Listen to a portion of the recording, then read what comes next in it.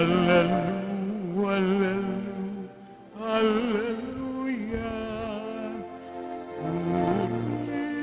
Purihin ng Diyos. Hallelujah.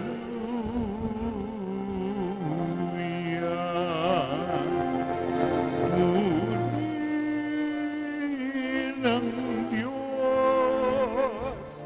Hallelujah.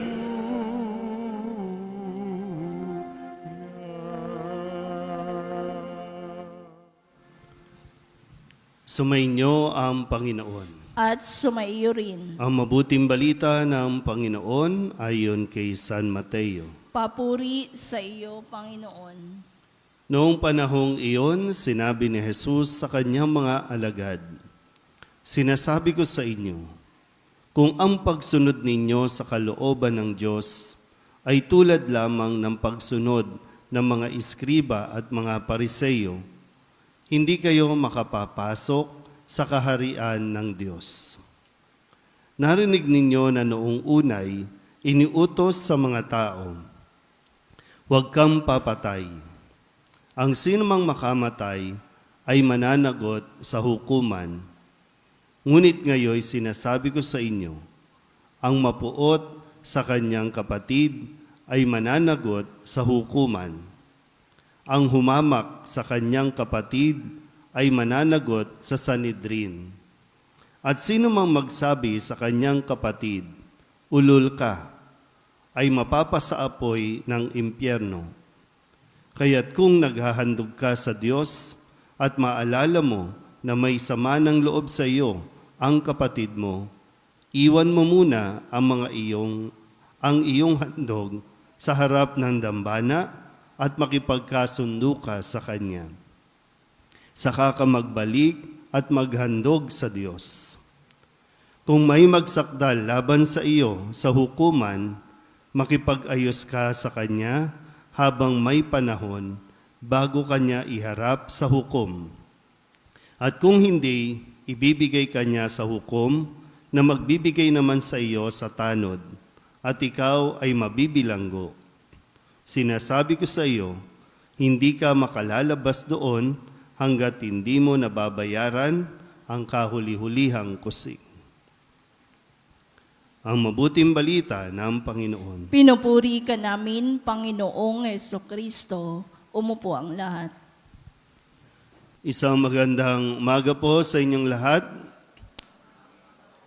Ngayon po ay Huwebes ng ika-10 linggo sa karaniwang panahon at ating pong ginugunita ang kapistahan ni San Antonio de Padua.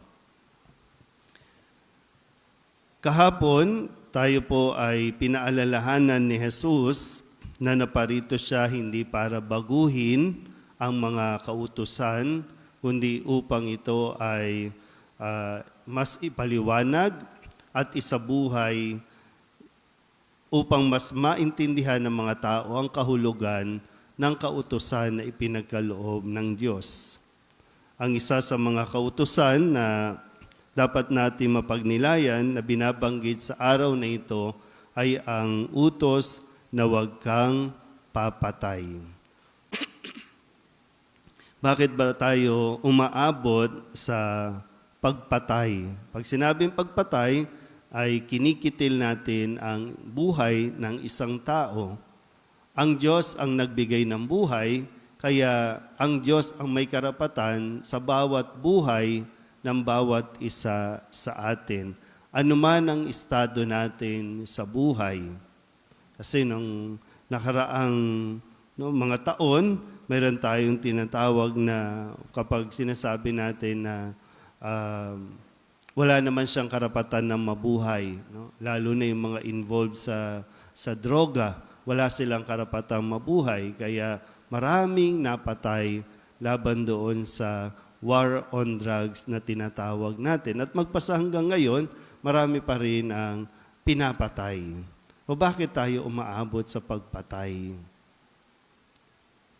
Kasi ito yung gustong ipaunawa muna sa atin ni Jesus. Naroroon ang utos na huwag kang papatay. Pero bago umabot doon, ay kailangan muna nating tingnan, suriin, yung atin pong damdamin. Kasi hindi lang pwedeng basta kung ano yung tama. Dahil hindi lahat ng tama ay mabuti. Kaya nga magkaugnay dapat, no? Kailangan natin malaman, gamit ang ating isipan, ang ating utak, ano ang utos ng Diyos.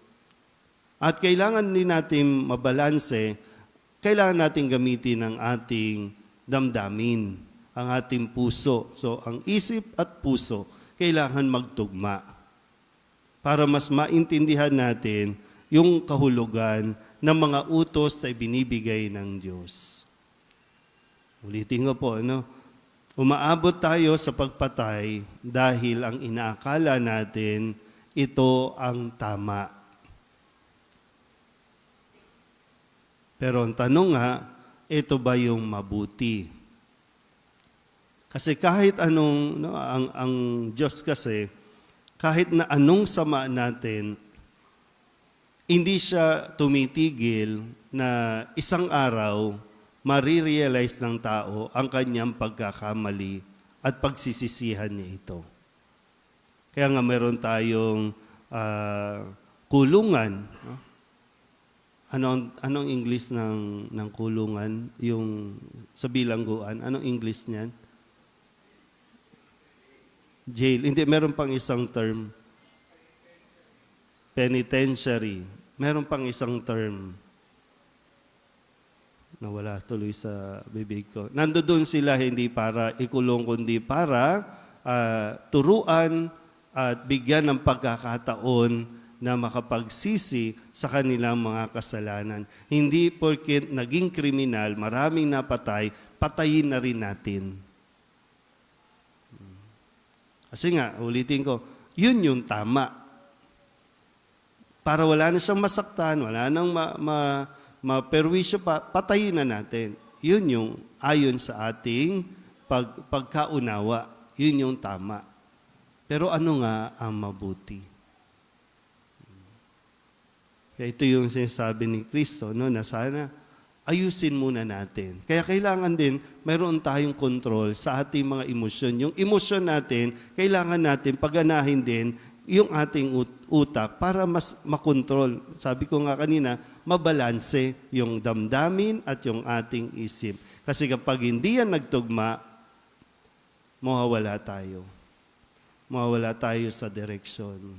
Yung hustisya, lagi natin ipinaglalaban yan. Hustisya, karapatan ko. Tinasabi din na, karapatan kong maging masaya. Pero hindi lahat na nagpapasaya sa atin ay mabuti. Kung sakali po, no, nawawala na tayo sa direksyon dahil sa ating emosyon, sa ating damdamin, andiyan dyan si San Antonio de Padua para tulungan tayong makita natin ang tamang daan, ang tamang gawain. Bagamat si San Antonio ay isa sa kanya po mga idinudulog sa kanya ay kapag may mga nawawala. Hindi lang mga bagay no, na nawawala, kundi yung ating pong mga pagkatao kung sakaling nawawala na, lumapit tayo at magpatulong tayo kay San Antonio de Padua para makita natin muli ang ating mga sarili. At magawa natin, hindi lang kung ano ang tama para sa atin, kundi kung ano ang makakabuti para sa atin at sa ating kapwa. Amen?